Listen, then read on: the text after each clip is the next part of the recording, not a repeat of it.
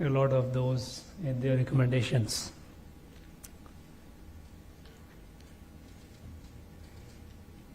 परम पूज्य और परम प्रिय अम्मा के कमल चरणों में सादर प्रणाम. My humble salutations to the lotus feet of our beloved Amma. पूज्य स्वामी अमृत स्वरूपानंद जी, distinguished dignitaries on the dais,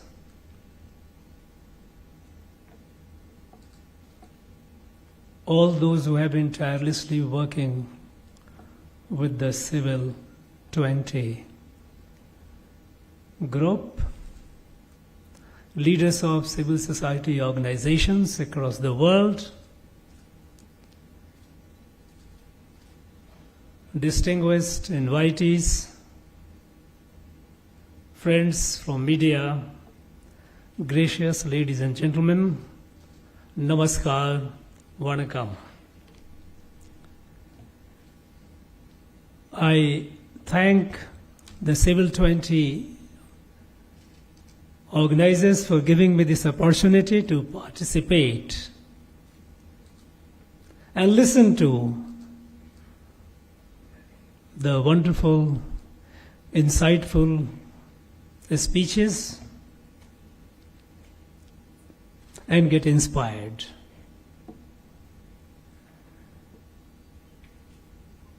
At the very outset, beloved Amma, in her keynote address,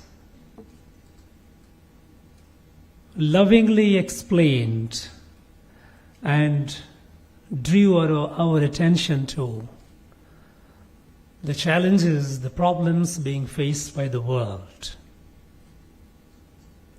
The world is facing numerous existential challenges, be it a looming climate crisis,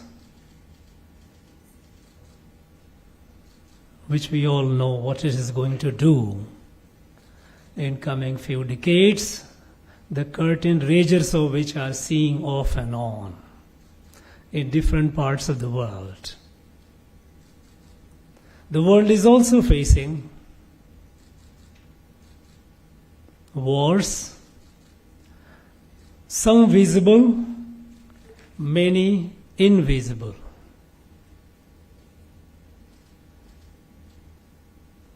We have acute poverty in the world. There are people who are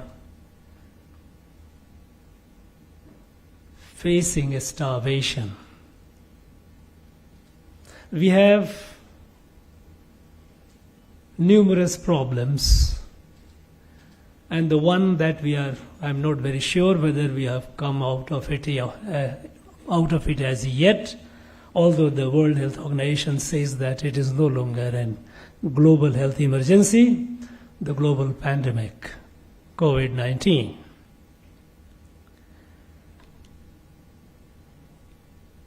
In this backdrop, the G20 presidency India is hosting. If you look at the problems, much of the problems that we are facing today, be it climate change or be it the kinds of war, the sophistication that goes in the making of war, and the way the world handled the pandemic, all these things have happened in a way that doesn't leave. The problems, of course, remain unresolved and scary. But if you look at most of these problems, especially climate change and the new technology, the science of mass destruction, all these have happened in the last half a century plus. And all these have happened with the advancement in technology.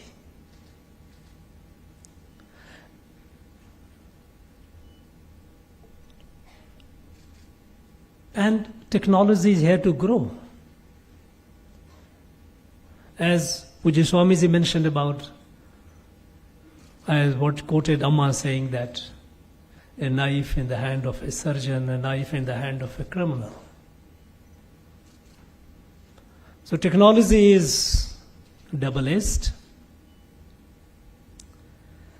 Now, in this background, when India is hosting the presidency of G20, what is the role of Civil 20 and what is that the Civil 20 can take to the table that could influence the ideas, the attitude of the government leaders, the G20 leaders, and the leaders of the world, and that could translate into appropriate, commensurate policy formulations. And that is important because for us, for India, this is an unique opportunity to fulfill our larger divine mandate which Rishi Aurobindo at the time of independence had spelled out. On the 15th of August 1947, Rishi Aurobindo, while spelling out his 5 dreams, he mentioned that in the whole universe, Earth is the only evolutionary planet where life, the consciousness, keeps evolving to the higher stage. And on this evolutionary planet, Bharat is the only country where several thousand years ago our rishis had discovered the divine truth of oneness of creation. One creator having created the entire universe and permeates through that, and what Amma says, no distinction between creator and creation. Now, there couldn't be a more powerful way of resolving the differences and accepting the diversities as variations. So, Rishi Aurobindo said that this, because when India became independent, the world was coming out of the mayhem of Second World War. Massive destruction of human life and property. Unprecedented destructive power in the hand of human being when the 2 atomic bombs were dropped on Japan. Never before people imagined that humans could have so much of a destructive power.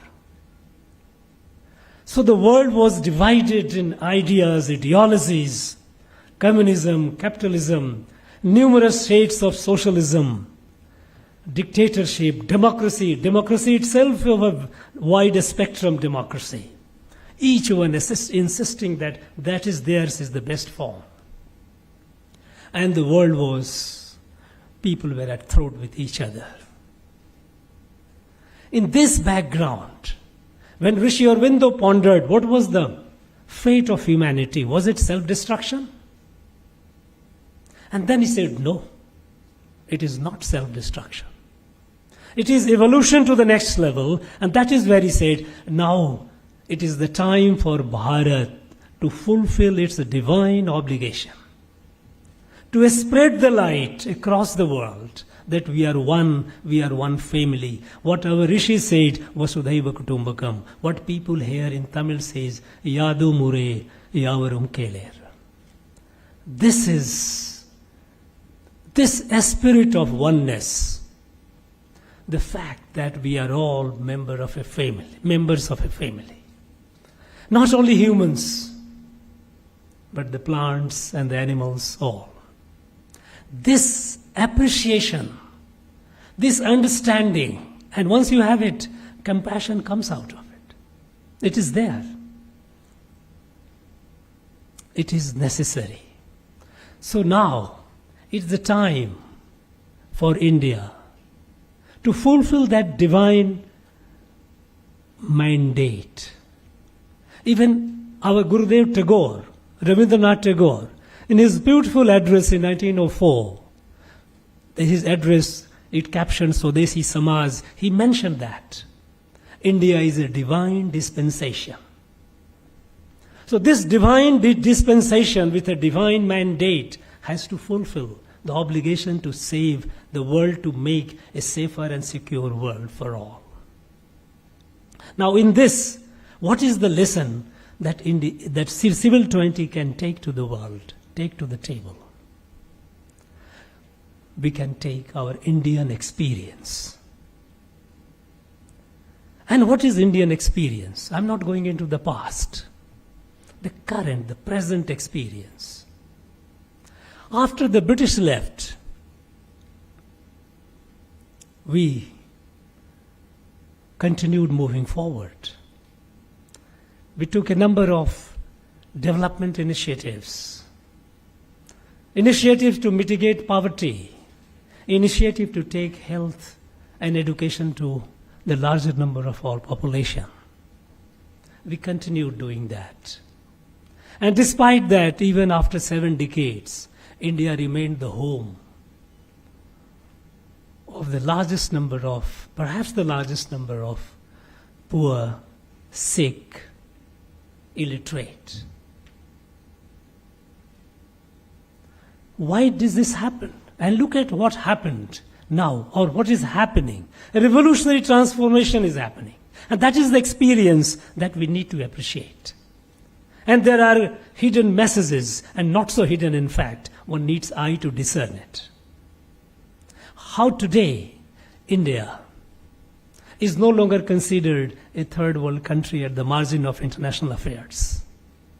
Today the world looks at India with expectation with hope, to find solutions to the problem, to the global problems. And there are reasons for it. Reasons within and reasons without. The way India conducted itself in global pandemic. The way, when thanks to our scientists, when they invented vaccine, the way we distributed vaccines to the needy in over 150 countries. This shows the true DNA of India, Bharat. Vasudhaiva Kutumbakam. We didn't look at it as a mercantile opportunity to make money out of it. No, we don't trade on human life. In fact, we don't trade on any life. Now, why, how this change happened? Of course, we have a prime minister. We have a very dynamic and capable prime minister, perhaps providential. But what was happening before? What was happening before, it falls in the model in which the government across the world has been functioning. The government across the world, they in their respective countries, they are well-meaning people. Well-meaning institutions, those who run the government are well-meaning people. But the approach has been government-centric.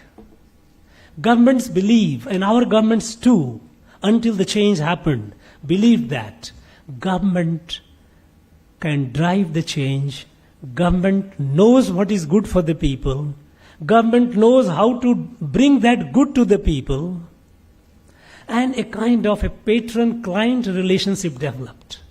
Government became the patron, people became the client. But we know, especially those who are out of government and those who have been in government and had the experience, they know that it is a paradoxical situation that though the government, those who run the government, they are from the same very society. There is a disjoint. The priorities and prejudices of the government are not exactly aligned with that of the society. So when the government-centric approach was followed to address the problems of the society, the problems of humans. We made progress. We made significant progress, but the problems too kept multiplying. In fact, today, again we have in a paradoxical situation. When technology has led to a lot of growth, a lot of development, considerable improvement, ease of living for a large section of the world, though there is a large section which is deprived of it. But it is also involved in finding solution to the problem that itself it creates. It's a kind of a race. You create a problem, you find a solution.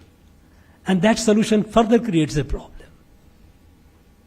And this race is on and on and on.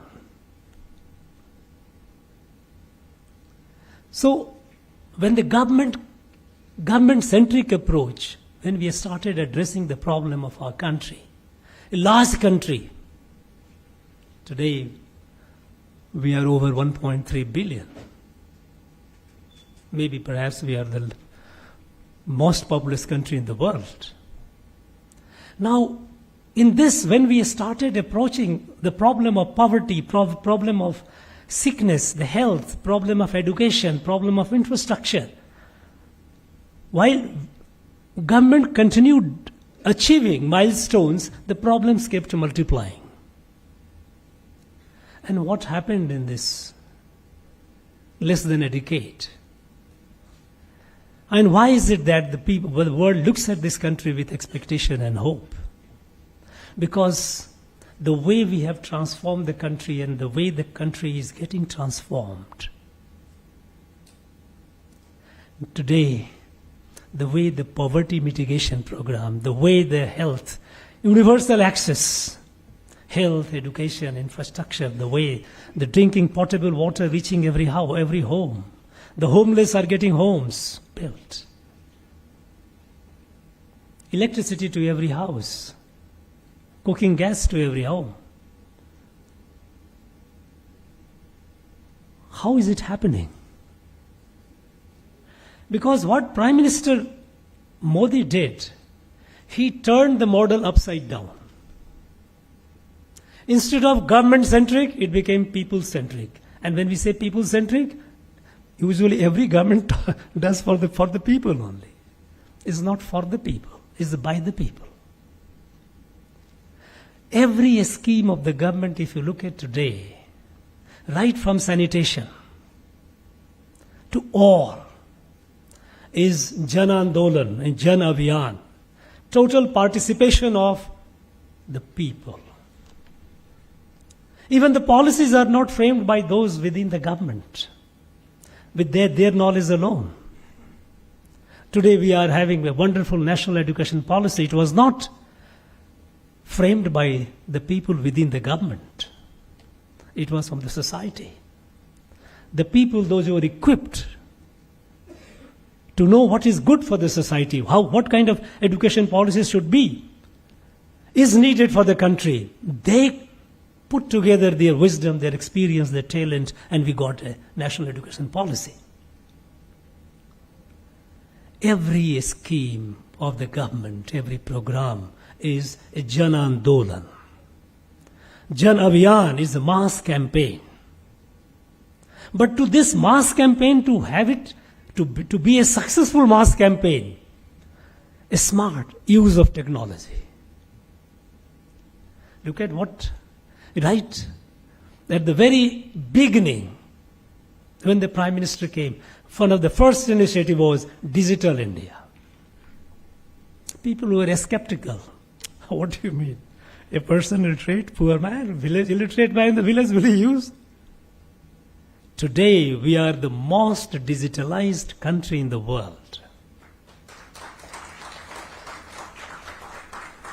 Our digital transactions are the largest in the world in terms of financial transaction, in terms of payment. The person, the vendor on the street, vegetable vendors, uses electronic device, digital device to make the payment, to receive the payment.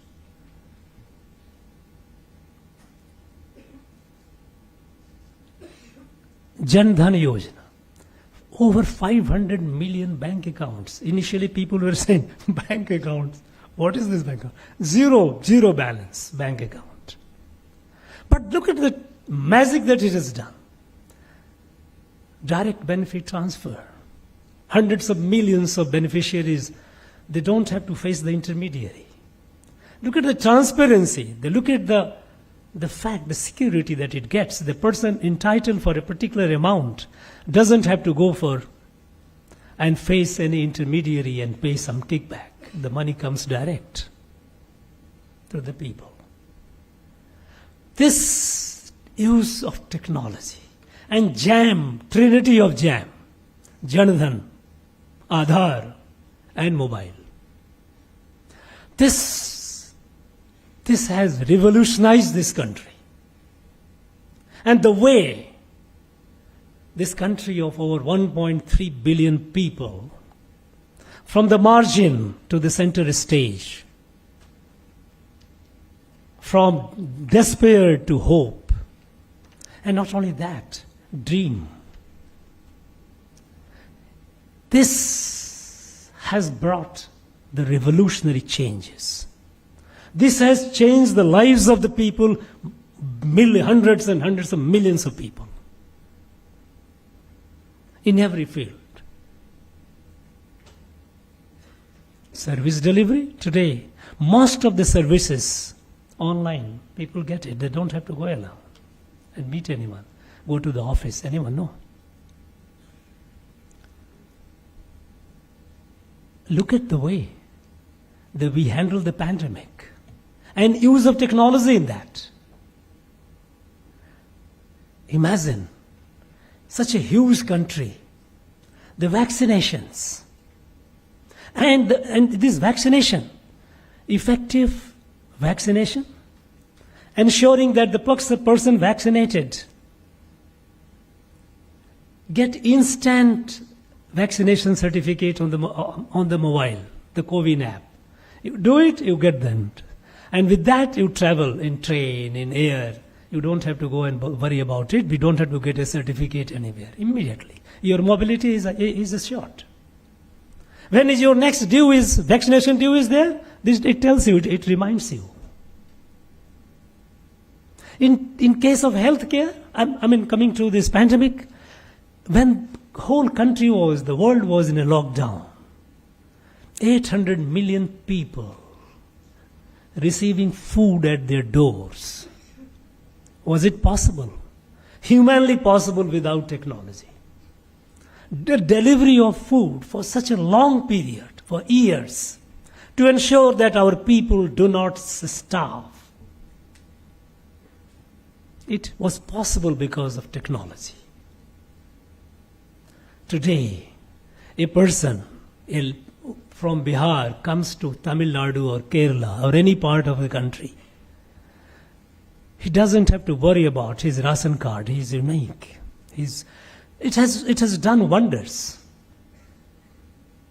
Look at, we all talk about women empowerment. Centuries of indignity, especially during the time of foreign invasions and colonizations, the country had suffered so much. And in the process, women were the worst victim. And for very long time, we had a huge gender imbalance, demographic gender imbalance. Some states, barring a few states like Kerala, most of the states, we had missing women. Today, though the final census result is yet to be out, but the sample surveys indicate that we have not only overcome, but the happy news is perhaps we have today more number of women in our country than men. And as far as Tamil Nadu is concerned, I can officially say, because when the electoral roll was revised and the data was given to me, we have about 15,000 more women electorate than men in Tamil Nadu.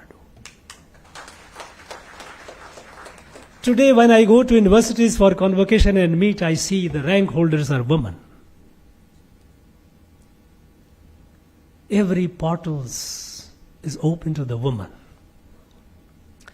Imagine, can a country, or for that sake the world, be at peace if the half of the population is deprived of basic dignity, or their energy, their talent, their wisdom, their capacity, their potential is not harnessed? No, it cannot. So a series of initiatives, countless were taken, whether be toilets in the home or toilets in the school, toilets in the institution, be it nutrition, prenatal, postnatal, of the child, the mother, the child, the women being tracked on the mobile, the ASHA workers and all, they know that so and so woman needs care, mostly those who are in the family way. Numerous measures taken that has brought this revolutionary transformation. This is the beauty of technology.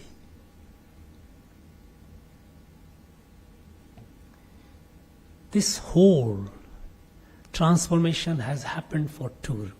One is involving the society, involving the civil society.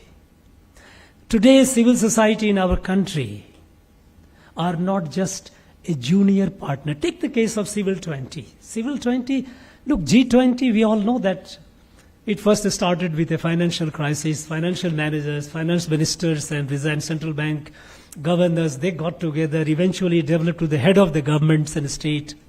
Much later, they thought that they needed civil society too. And that is how this engagement group of Civil 20 was created. But in India today, civil societies are not just junior partner, they are the leading partners of governance. And this has brought the change, because then your policies are calibrated, aligned with what the people need, what are the problems that people face, and wisdom and experience of the society how to address those problems. And involving the civil society, making them play the central role and use of the technology, put together, this has brought this revolutionary transformation. This is a lesson for the world. If an experiment can succeed in such a diverse and such a huge country, almost 20% of the world population, there is no reason it cannot succeed elsewhere if sincerely applied.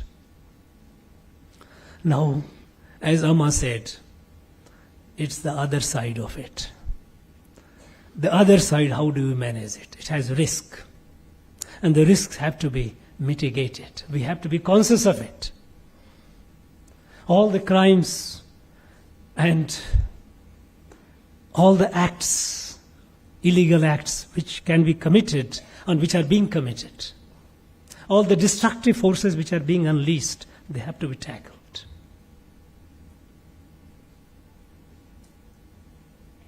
There is another aspect about which Pujya Swamiji brought it very beautifully.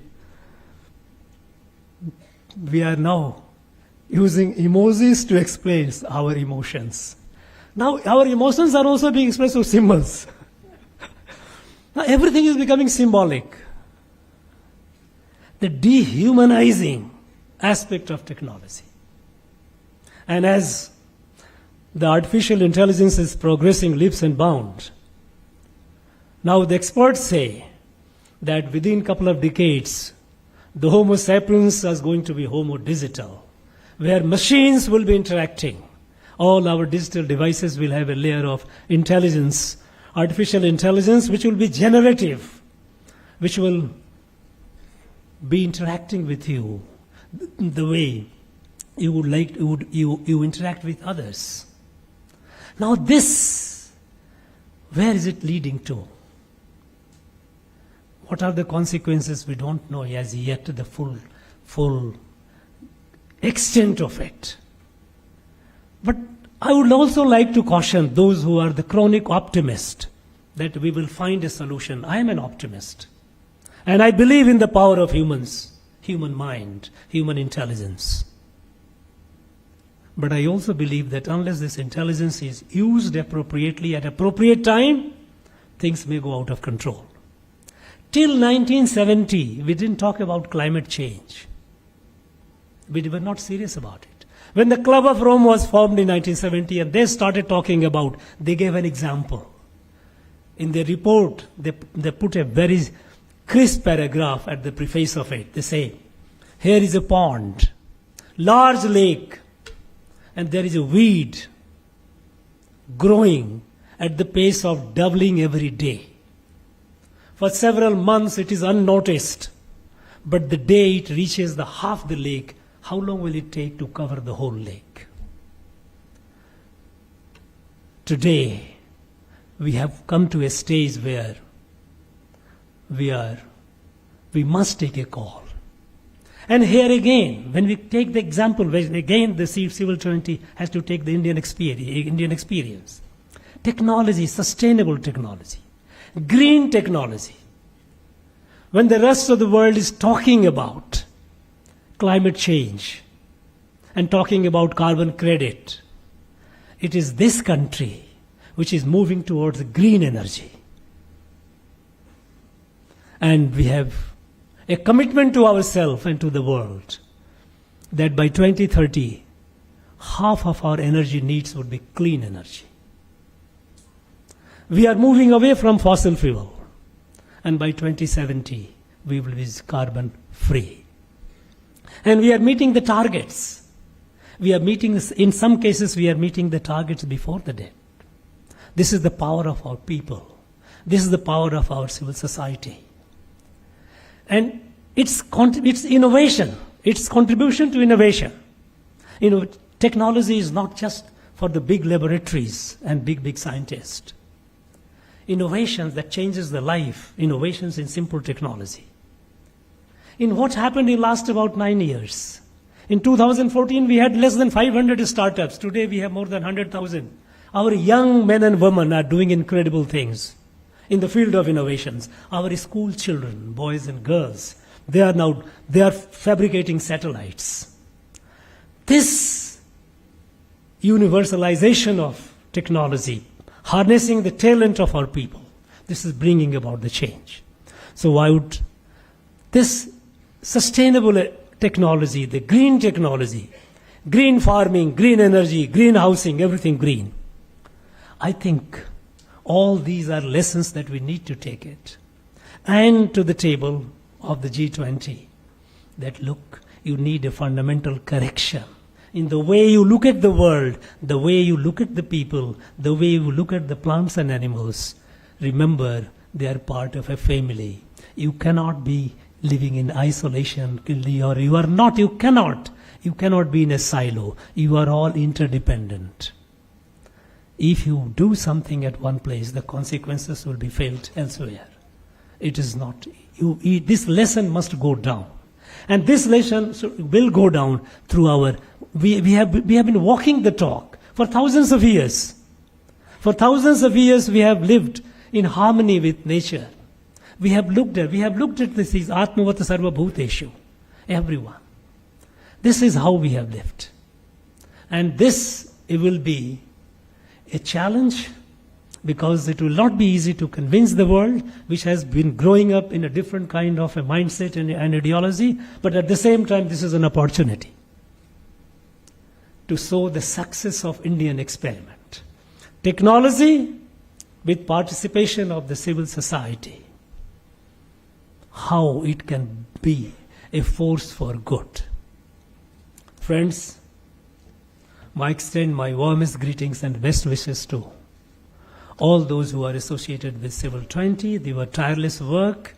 I'm sure in coming days also you will be deliberating over the various opportunities and challenges, and you will be able to contribute something fundamentally unique that will help the G20 leaders, that will compel the G20 leaders to think about this, and that might reflect in the change in policies. My best wishes and greetings to all of you once again. Jai Hind. Thank you so much, sir. Very thought-provoking words and your amazing support for the participation by civil society. I would now like to request Dr. Venkat Rangan, the Vice Chancellor of Amrita Vishwavidyapeetham, to please come and give the vote of thanks. Dr. Venkat Rangan is a key member of the leadership team at Amrita and has been instrumental in taking Amrita to one of the top-ranked universities